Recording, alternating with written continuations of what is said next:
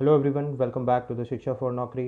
Video में discuss करेंगे important questions जो सीटेट 2020 के लिए रहेंगे। पेपर 2 विज्ञान के लिए डिस्कशन चल रहा है हमारा। ये टेस्ट और मॉक टेस्ट सीरीज चल रही है जिसमें सेट नंबर 19 को आज हम डिस्कस करेंगे। तो सब्सक्राइब कीजिए शिक्षा फॉर नौकरी को और टेलीग्राम चैनल को आप फॉलो कर सकते हैं। इस लिंक पर जाकर पीडीएफ आपको वहाँ मिल जाएगा इस वीडियो का। स्टार्ट करते हैं अपनी वीडियो। बहुत इंपॉर्टेंट क्वेश्चन है भाई। क्वेश्चन को आप आंसर करते रहिए, चैट में आपको रिप्लाई मिलता रहेगा और अपना असेसमेंट कीजिए कि कितनी प्रिपरेशन आपकी साइंस की हो गई है सभी टीचिंग एग्जामिनेशन के लिए। पेपर 2 साइंस के लिए क्वेश्चंस के लेवल हैं। क्वेश्चन नंबर 1 देखते हैं। What is an acrylic? Acrylic क्या है? A synthetic fibre, synthetic paint, synthetic medicine या नन ऑफ दीज। बताया भाई आर्कलिक क्या होता है इन सारे ऑप्शंस में से। सो राइट आंसर क्वेश्चन नंबर 1 के लिए आप करते रहें तो ए होगा राइट आंसर हमारे पास, जिसको हम बोलते हैं कृत्रिम फाइबर। सिंथेटिक फाइबर जो होता है वो आर्कलिक का एक टाइप होता है। ओके, और ये अवेलेबल होता है अलग अलग कलर्स में, यानी कि वैरायटी ऑफ कलर्स में अवेलेबल है मार्केट में। सिंथेटिक फाइबर का क्या होता है, ये बहुत ज़्यादा ड्यूरेबल होता है। ये बहुत ज़्यादा ड्यूरेबल होता है जिसकी वजह से इसे ये बहुत ज़्यादा पॉपुलर है और ज़्यादातर इस्तेमाल किया जाता है जो दूसरे फाइबर्स होते हैं उसके कंपैरिजन में।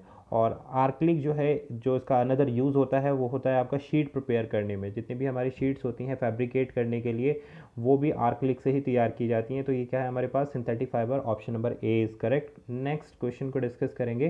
क्वेश्चन नंबर 2 देखते हैं सेट नंबर 19 का। Those plastic which when molded once cannot be softened by heating are known as। Way plastic जिन्हें एक बार डालने के बाद दोबारा गर्म करने के मुलायम नहीं किया जा सकता उन्हें डैश कहा जाता है। तो ऐसे प्लास्टिक्स के बारे में बताना है जो एक बार मोल्ड करने के बाद हीटिंग करने पर भी दोबारा अपनी शेप में नहीं आते, क्या कहलाते हैं? ऑप्शन नंबर ए थर्मोप्लास्टिक होते हैं ये, बी थर्मोसेटिंग प्लास्टिक या थर्मो इंसुलेटिंग प्लास्टिक, या इनमें से कोई नहीं। आंसर करिए भाई, बहुत ही इंटरेस्टिंग क्वेश्चन है, अच्छा क्वेश्चन है।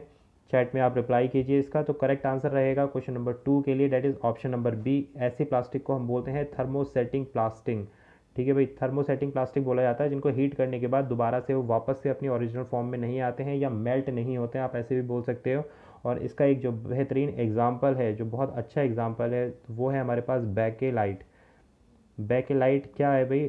थर्मोसेटिंग प्लास्टिक का एक उदाहरण है। और दूसरा होता है हमारे पास, दूसरा एक एग्जाम्पल है मेलामाइन। जो मेलामाइंस यूज़ करते हैं आप और बैकेलाइट्स जो यूज़ करते हैं, ये ऐसे हैं। अब ये क्या होती है, इनकी प्रॉपर्टीज़ क्या है भाई? ये पुअर कंडक्टर होते हैं इलेक्ट्रिसिटी के, poor conductor of heat and electricity, यानी कि इनमें हीट और इलेक्ट्रिसिटी का प्रभाव बिल्कुल शून्य के बराबर होता है, ज़ीरो होता है। इसीलिए इनको पुअर कंडक्टर बताया गया है। तो जितने भी हमारे जैसे प्रेशर कुकर हुआ, प्रेशर कुकर जो हैंडल होता है वो बैकेलाइट का बना होता है, जिससे उसमें हीट नहीं आती है, हीट इंसुलेट नहीं करती, इंसुलेटिंग का काम करता है, हीट ट्रांसफ़र नहीं होता है। क्लियर है भाई? तो इसलिए हम बैकेलाइट का इस्तेमाल करते हैं। B thermosetting plastic question number 2 के लिए राइट है। थर्ड क्वेश्चन की ओर मूव करते हैं।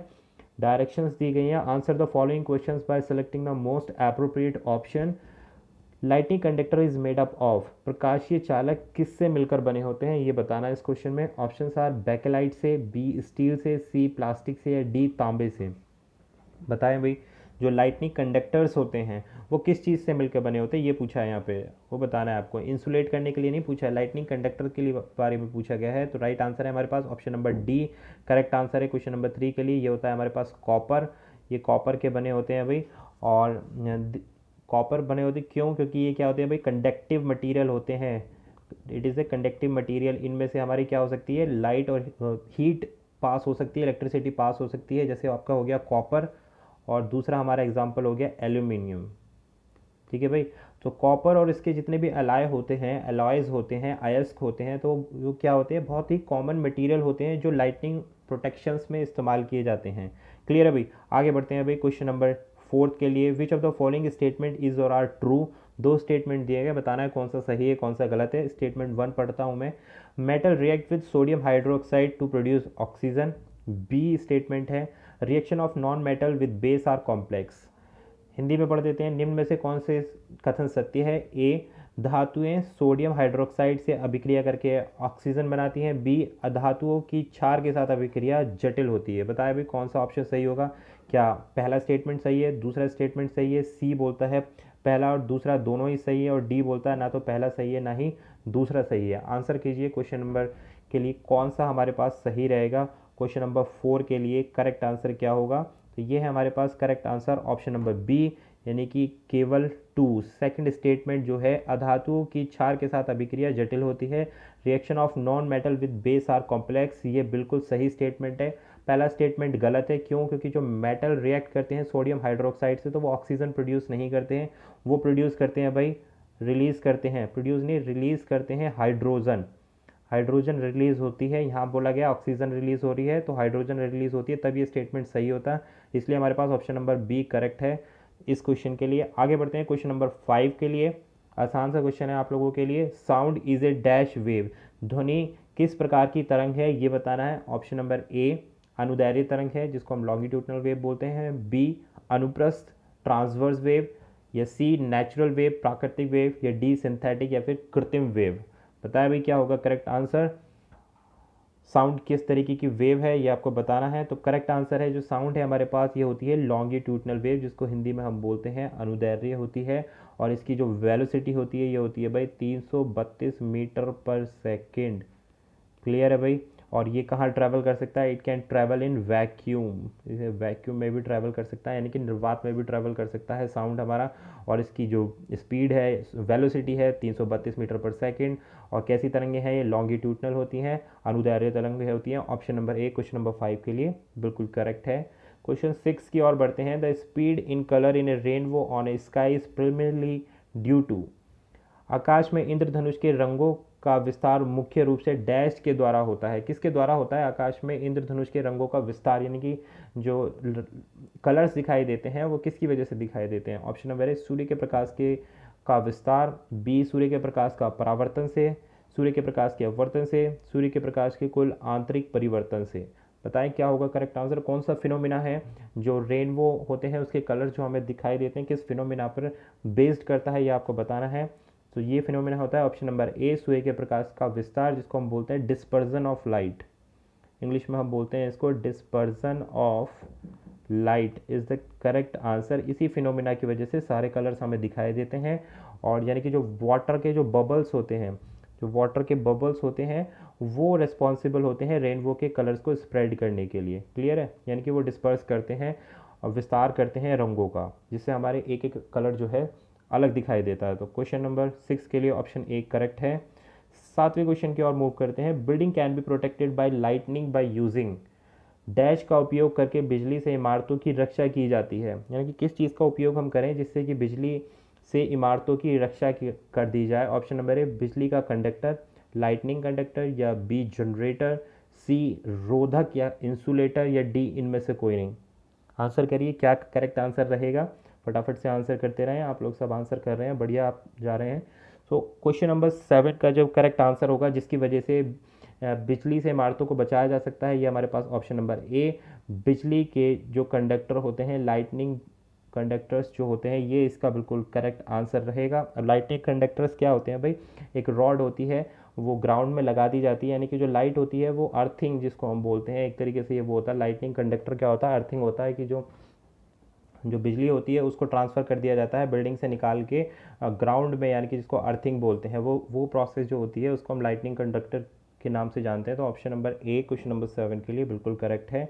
आगे बढ़ते हैं क्वेश्चन नंबर 8 के साथ। क्वेश्चन का लेवल पसंद आ रहा हो तो यार ज़रूर से सब्सक्राइब और लाइक ज़रूर करते रहें। Which of the following is a sewer storm that is formed over tropical oceans, निम्न में से कौन सा उष्णकटिबंधीय महासागरों पर गठित एक गंभीर तूफान है? उस तूफान का नाम बताना है जो उष्णकटिबंधीय महासागरों पर आता है। Option number A hurricanes, B tornadoes, C spirals, या डी ट्विस्टर्स। कौन सा तूफान है उसका नाम हमें बताना है। और जो सीवर तूफान है भाई ये और ट्रॉपिकल ओशंस पर आता है, ये हमें बताना है। तो क्या होगा करेक्ट आंसर? आंसर करिए आप लोग, मैं बताता हूँ आपको। जो करेक्ट आंसर है that is option number A hurricanes जो होते हैं वो उष्णकटिबंधीय महासागरों पर ही गठित होते हैं।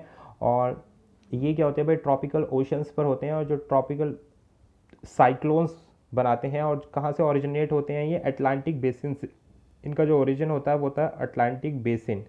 अटलांटिक बेसिन में क्या क्या आते हैं भाई? जैसे अटलांटिक ओशन हो गया, हिंद महासागर, या साइबेरियन सी हो गया, गल्फ ऑफ मैक्सिको हो गया, या ईस्टर्न नॉर्थ पैसिफिक ओशन हो गया। ये सब अटलांटिक बेसिन के तट होते हैं जहाँ पर ये हुरिकेन्स आने की संभावनाएं होती हैं। ऑप्शन नंबर ए बिल्कुल सही है क्वेश्चन नंबर 8 के लिए। क्लियर है भाई।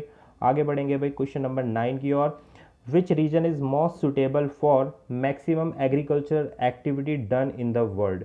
अधिकतम कृषि संबंधित गतिविधियां करने हेतु विश्व में कौन सा क्षेत्र सबसे उपयुक्त माना जाता है। ऑप्शन नंबर ए फुट हिल्स जिनको हम तलहटी बोलते हैं, बी रिवर हिल्स जिनको हम नदी पहाड़ियाँ बोलते हैं, प्लेटू रीजन जिसको पठारी क्षेत्र बोलते हैं, या डी कोस्टल रीजन जिनको हम तटीय क्षेत्र बोलते हैं।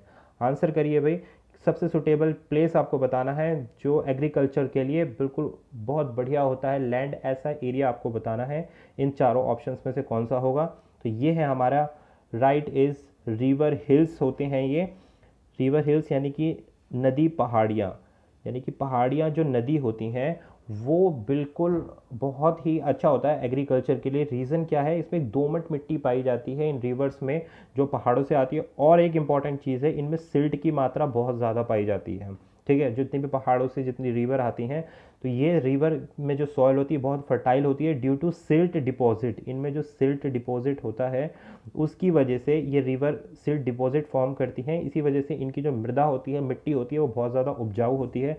तो रिवर हिल्स नदी जो है, नदी पहाड़ियाँ नदी जो है, इसलिए इन्हें सबसे ज़्यादा अधिकतम कृषि संबंधित गतिविधि करने हेतु बहुत अच्छा माना गया है ऑल ओवर द वर्ल्ड में। तो बी ऑप्शन करेक्ट है। नेक्स्ट क्वेश्चन लेते हैं, क्वेश्चन नंबर 10 आज के लिए लास्ट रहेगा इस वीडियो सेशन के लिए हमारे पास। प्रकाश का गठन किया गया है जब।